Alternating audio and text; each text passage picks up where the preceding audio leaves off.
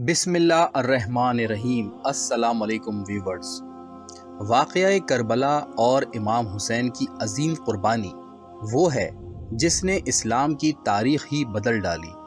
امام حسین علیہ السلام جو نواسۂ رسول ہیں، انہوں نے اپنے تدبر سے حق اور باطل کے بیچ میں ایک لکیر کھینچ دی کہ آج بھی کوئی مسلمان جو نبی کا کلمہ پڑھتا ہے وہ اپنے آپ کو امام حسین ہی کا طرفدار کہتا ہے۔ یزید کو بچانے کی جتنی بھی کوشش ہو، کوئی بھی اپنی اولاد کا نام یزید نہیں رکھتا اور نہ اسے حق پر مانتا ہے۔ یقیناً یزید ہار گیا اور امام حسین سر کٹا کے بھی جیت گئے۔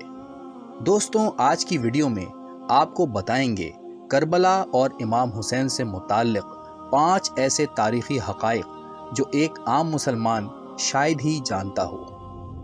نمبر 1، جب یزید نے آپ پر اپنی اطاعت اور بیعت کرنے پر زور ڈالا اور مدینے کے گورنر ولید بن عتبہ اور مروان کے ذریعے زبردستی کرنے کی کوشش کی تو آپ نے صاف انکار کیا اور فرمایا کہ مجھ جیسا یزید جیسے کی بیعت نہیں کر سکتا۔ اور اس کے بعد آپ 28 رجب کو اپنے اہل و عیال کو لے کر مدینے سے ہجرت کر گئے اور مختلف منازل طے کرتے ہوئے حج کے ارادے سے مکہ پہنچے، لیکن وہاں پر یزید کے جاسوس پہلے ہی موجود تھے جنہوں نے آپ کو حج کے دوران ہی شہید کرنے کا ارادہ کیا ہوا تھا۔ آپ کو اس کی خبر ہو چکی تھی، چنانچہ آپ نے حج کو عمرے میں بدل ڈالا اور مکے سے روانہ ہو گئے۔ مختلف منازل طے کرتے ہوئے آخرکار کربلا کی زمین پر پہنچے جہاں آپ نے قیام فرمایا۔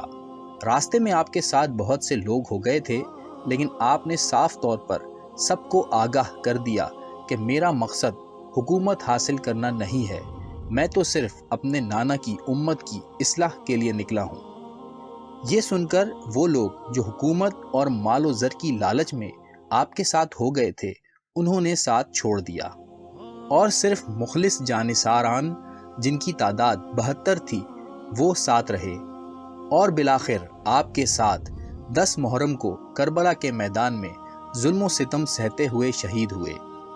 امام حسین کا قافلہ 2 محرم کو کربلا میں وارد ہوا اور آپ نے سب سے پہلا کام یہ کیا کہ کربلا کی زمین 60,000 درہم میں خرید لی، کیونکہ آپ کو معلوم تھا کہ یہاں ہماری قبریں بنیں گی اور خدا سے کیے گئے وعدے کی تکمیل یہیں ہوگی۔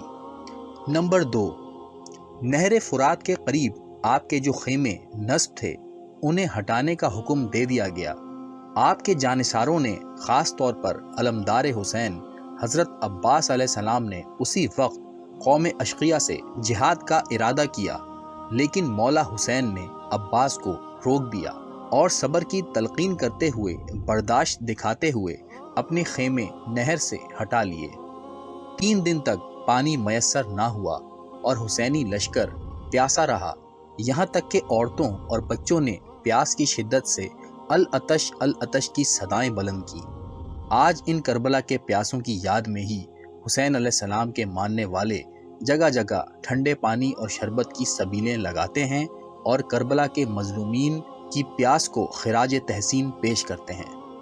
نمبر 3، نواسۂ رسول امام حسین علیہ السلام پر ایک سختی یہ بھی ہوئی کہ آپ کو عین سجدے کی حالت میں شہید کیا گیا اور آپ کا گلا کاٹا گیا اور سر کاٹ کے نیزے پر بلند کیا گیا، اور نہ صرف یہ بلکہ آپ کا لباس بھی لوٹ لیا گیا۔ جب آپ میدان کی طرف آخری بار جا رہے تھے تو آپ نے جنگی لباس کے نیچے ایک پھٹا ہوا کرتا جو پرانا تھا، جسے آپ کی والدہ ماجدہ بی بی فاطمہ زہرا نے سیا تھا، وہ پہن لیا تھا تاکہ شاید یہ مسلمان اسے بوسیدہ دیکھ کر چھوڑ دیں اور ستر پوشی ہو جائے، لیکن یزیدی فوج نے اسے بھی لوٹ لیا، اور نہ صرف یہ، آپ کی انگلی مبارک سے انگوٹھی حاصل کرنے کے لیے آپ کی انگلی کو کاٹ دیا اور انگوٹھی لوٹ لی۔ یہی نہیں بلکہ جسم مبارک کو گھوڑوں کی ٹاپوں سے پامال کیا گیا۔ اللہ اکبر۔ نمبر 4، ظلم کی انتہا یہاں پر ختم نہیں ہوئی، بلکہ آپ کو شہید کرنے کے بعد بھی ان یزیدیوں کی انتقام کی آگ ٹھنڈی نہ ہوئی، انہوں نے آپ کے خیمے جلا ڈالے جن میں نبی پاک کے خاندان کی بہو بیٹیاں موجود تھیں، چھوٹے بچے تھے۔ وہ بیویاں اپنی جان بچانے کے لیے بھاگتی ہوئی جلتے ہوئے خیموں سے باہر آئیں تو ان یزیدیوں نے ٹھٹا کیا اور ہنستے ہوئے اپنے گھوڑوں پر سوار قریب آئے اور نیزے ان مستورات کے سر میں چبھوئے اور ان کی چادریں لوٹی۔ اللہ اکبر۔ نمبر 5، کربلا میں 10 محرم کو آل رسول کا سارا گھرانہ کاٹ دیا گیا۔ فوج اشقیاء نے اپنے بزرگوں کا بدلہ لیا جنہیں حسین کے باپ حضرت علی علیہ السلام نے بدر و احد و خندق، صفین اور جمل میں واصل جہنم کیا تھا۔ آج قیمت علی کی اولاد نے چکانی تھی، لیکن اللہ نے کیونکہ نبی سے قرآن میں وعدہ کیا ہے کہ بے شک تمہارا دشمن ہی بے نام و نشان رہے گا اور ابتر ہوگا، تو اسی وجہ سے امام حسین علیہ السلام کی ساری اولاد شہید تو ہوئی، لیکن ایک بیٹا علی بن حسین جنہیں امام زین العابدین کہا جاتا ہے زندہ رہ گئے، اور اس کی وجہ بھی یہ تھی کہ 10 محرم کے روز اللہ تعالیٰ نے آپ کو تپ میں مبتلا کیا اور وہ بیمار ہونے کی وجہ سے جہاد کے لیے نہ جا سکے۔ انہوں نے اپنی آنکھوں سے اپنے باپ حسین اور اصحاب حسین کو شہید ہوتے دیکھا، خیمے جلتے دیکھے، لیکن غش میں پڑے ہونے اور لاغر ہونے کی وجہ سے کچھ نہ کر پائے، یہاں تک کہ گرفتار ہوئے اور ابن زیاد کے دربار سے ہوتے ہوئے شام میں یزید کے سامنے تک پیش ہوئے، اور وہاں آپ نے اپنے خطبوں سے یزید کی حکومت کی بنیادیں ہلا دی، اور آخر کار یزید کو آپ اور آپ کے خاندان والوں کو رہا کرنا پڑا۔ نسل امام حسین امام زین العابدین سے ہی آگے چلی، اور آپ ہی امام حسین کے بعد آپ کے وصی اور امام بنے۔ ویورز، اگر آپ کو یہ ویڈیو معلوماتی لگی ہو تو لائک ضرور کیجیے گا، شیئر کیجیے گا اپنے دوستوں میں، اور چینل بھی سبسکرائب کیجیے گا۔ ملتے ہیں نئی ویڈیو کے ساتھ۔ اللہ حافظ۔